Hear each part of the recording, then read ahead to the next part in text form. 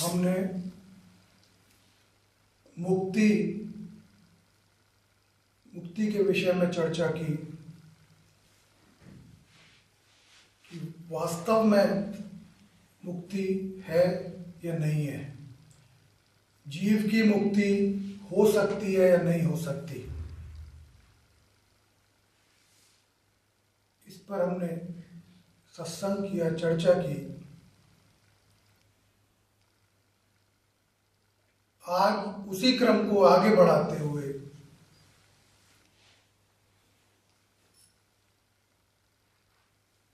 गत गुरुवार को ये विश्वास जगाने का प्रयास किया आप सभी में कि हाँ, मुक्ति है और हर जीव जो मनुष्य के रूप में उत्पन्न हुआ है उसकी मुक्ति संभव है। और आज उसी क्रम को आगे बढ़ाते हुए कि वो मुक्ति कैसे संभव हो सकती है, मैं ऐसा क्या करूं, मैं ऐसा क्या पुरुषार्थ करूं कि मेरी जन्म जन्म के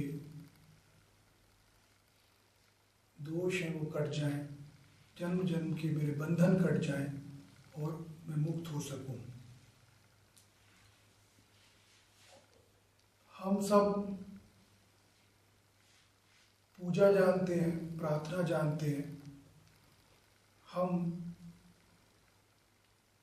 सब अपने घरों में एक पूजा का स्थान रखते हैं, पूजा करते हैं।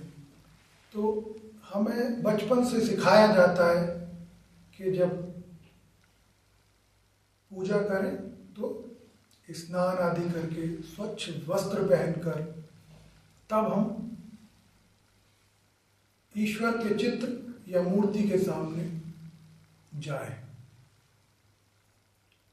और ईश्वर को जो भी हम अर्पित कर रहे हैं, चाहे वो फल हो, पदार्थ हो, कोई भी वस्तु है जो ईश्वर को तुम अर्पित करते हुए चढ़ाते हो, वो शुद्ध हो। जो भगवान को चढ़ावा हम चढ़ाते हैं उसको हम अलग रखते हैं, वो साफ सुथरा हो, शुद्ध हो। घर में जितनी भी उसी वस्तु को अगर तुम इस्तेमाल कर रहे हो, उसका उपयोग कर रहे हो, उसको और जो ईश्वर को समर्पित करोगे वो अलग रखा जाएगा, उसको उसकी शुद्धता को रखा जाएगा कि वो शुद्ध हो, स्वच्छ हो। हम क्यों करते हैं ऐसा? क्योंकि हमारे भीतर ये धारणा दी गई है, हमें ये सिखाया गया है कि ईश्वर को जो भी समर्पित करें वो शुद्ध हो, पूर्ण साफ हो, और जब हम जाएं तो हम भी साफ सुथरे होके ईश्वर के पूजन करने जाएं, स्नान आदि के बाद स्वच्छ होके जाएं। तो मेरी मुक्ति का मार्ग भी यहीं से निकलता है। ये साधारण चीज हम जानते हैं, अपने घरों में हम ऐसे ही पूजा करते हैं, सबको पता है कि स्वच्छता रखनी है, ईश्वर के सामने स्वच्छता रखनी है, शुद्धता रखनी है।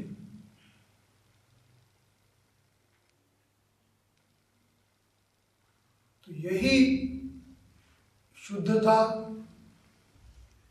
जब मैं ये जानता हूं कि मुझे स्वच्छता रखनी है, मुझे शुद्धता रखनी है, और मैं वस्तु पदार्थ ईश्वर को समर्पित करता हूं, और जब मैं स्वयं को ईश्वर को समर्पित करता हूं, तो ये तो मैंने सुनिश्चित कर दिया कि जो भी मैंने ईश्वर को अर्पित किया, अलग अलग तरह के पदार्थ या वस्तुएं या वस्त्र या भोग का सामान, वो सब स्वच्छ है। लेकिन क्या मैंने ये सुनिश्चित कर लिया कि मैं जब स्वयं को ईश्वर के चरणों में समर्पित करता हूँ तो मैं शुद्ध हूँ, मैं स्वच्छ हूँ। मेरा प्रयास शुद्धता के लिए कितना था वो इतना था कि मैंने स्नान किया, मैंने स्वच्छ वस्त्र पहने और ईश्वर के सामने, ईश्वर के चित्र या मूर्ति के सामने चला गया।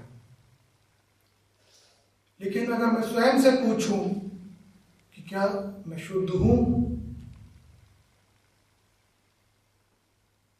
क्या मैं स्वच्छ हूं, तो हर व्यक्ति स्वयं जानता है कि मैं शुद्ध नहीं हूं। ईश्वर ने वो पदार्थ ग्रहण नहीं किए, तुमने ही उपयोग किए बाद में। वो वस्त्र ईश्वर ने नहीं लिए, तुम स्वयं भी ईश्वर के सामने बैठे, ईश्वर ने तुम्हें नहीं लिया है। ईश्वर ने उसमें से कुछ स्वीकार नहीं किया, लेकिन फिर भी मेरा प्रयास था कि जो भी पदार्थ मैं ईश्वर के समक्ष रखूं वो शुद्ध हो। और जब मैं स्वयं को ईश्वर को समर्पित कर रहा हूं, अर्पित कर रहा हूं, अर्थात जब मैं मुक्त स्वयं को कह रहा हूं कि मुझे मुक्त होना है, मुक्त होके मैं कहाँ समर्पित हो जाऊं? पूर्णतया मैं पूर्णतया ईश्वर को समर्पित हो जाऊं, अर्थात ईश्वर मुझे स्वीकार कर ले, स्वीकार कर ले।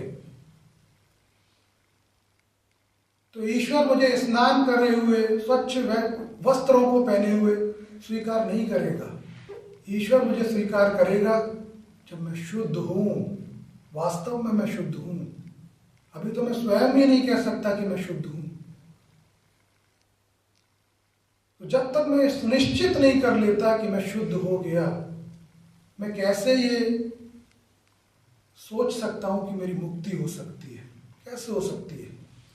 जब पदार्थों में भी, वस्तुओं में भी मैं शुद्धता रखता हूं, तो स्वयं को तो मुझे पूर्णतः शुद्ध करना होगा। जब तक मैं पूर्णतः शुद्ध नहीं हुआ, ईश्वर को कैसे स्वीकार होगा? अर्थात मुक्ति कैसे होगी? मुक्ति तो यही है कि ईश्वर को समर्पित हो गया, ईश्वर को स्वीकार्य हो गया। अब मैं ईश्वर का अंश हो गया, ईश्वर का भाग हो गया। मेरे और परमात्मा के बीच में कोई अंतर या भेद नहीं रहा। तो परमात्मा जितना शुद्ध है, मैं उतना शुद्ध हो गया, तभी तो मेरा मिलन हो पाएगा, तभी तो मैं एक रूप हो पाऊंगा। तो सरल है, ये जानना सरल है कि मेरी मुक्ति क्यों नहीं हो सकती या क्यों नहीं हो पा रही। क्योंकि बाहरी स्वच्छता, बाहरी शुद्धता मैं करता हूं, मैं देखता हूं, मैं निभाता हूं, लेकिन आंतरिक शुद्धता पर मेरा ध्यान नहीं है। और जब तक आंतरिक शुद्धता नहीं होगी, तब तक मैं ईश्वर को स्वीकार्य नहीं हो सकता, तब तक ईश्वर मुझे स्वीकार्य नहीं करेगा।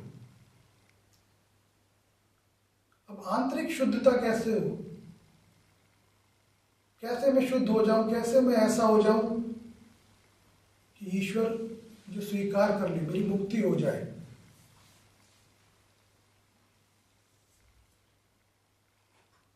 आंतरिक स्नान जल से नहीं हो सकता। भीतर की सफाई का कोई बाहरी साधन नहीं है कि बाहरी साधन से मैं अपने भीतर सफाई कर लूं या शुद्ध कर लूं स्वयं को। तो भीतर की शुद्धता कैसे हो? तो भीतर की शुद्धता करने के लिए पहले ये मुझे पता हो कि मेरे भीतर मलिनता या गंदगी या दोष कहाँ है, जिनको मुझे साफ करना है, जिनको मुझे शुद्ध करना है। मेरे दोष क्या है, मेरी मलिनता क्या है, मेरे भीतर वो क्या अशुद्धियां हैं जिनको मुझे दूर करना है।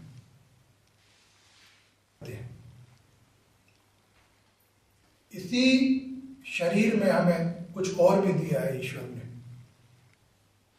इसी शरीर के भीतर ईश्वर ने हमें चित्त दिया है।